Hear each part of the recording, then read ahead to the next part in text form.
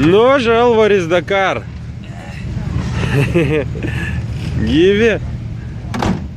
Batareikos dar. Gyvi.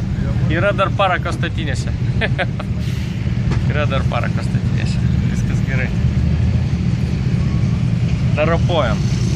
Negaliu to vadinti važiavimu, bet buvo tikrai geras greičio ruožas. Toks jau dakarinis, toks kokie būdavo Afrikoje. Šiandien buvo labai smagus greičio ruožas. Bet, aišku, mums tai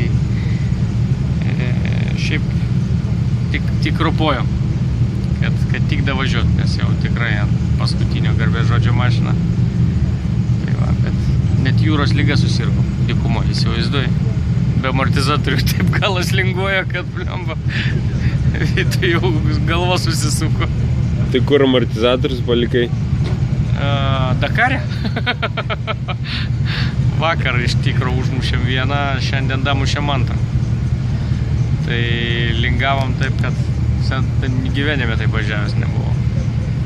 Bet šiaip viskas normaliai, žodžiu. Svarbu, šiandien buvo tikrai sunki diena. Ir gerai ją pravažiavom, niekur nesėdėjom, viskas, tiesiog, kad tik tiek, kad, sakau, toks greitis kreiserinis, negali lėkti.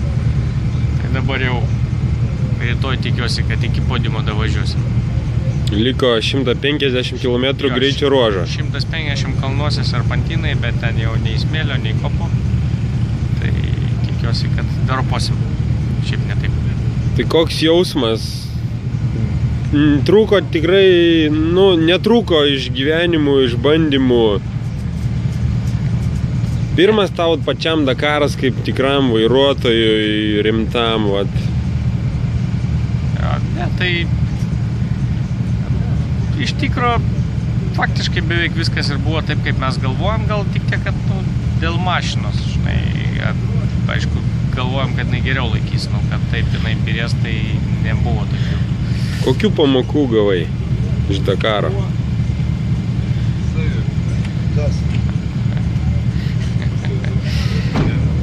Nežinau, dabar turi viską susigulėti, turbūt dar anksti galvoti apie pamokas dabar.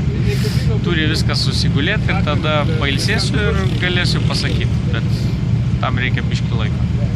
Gerai, tai tikimės rytoj ramiai, važiuokit, ropokit iki finišo, lauksiu finišo.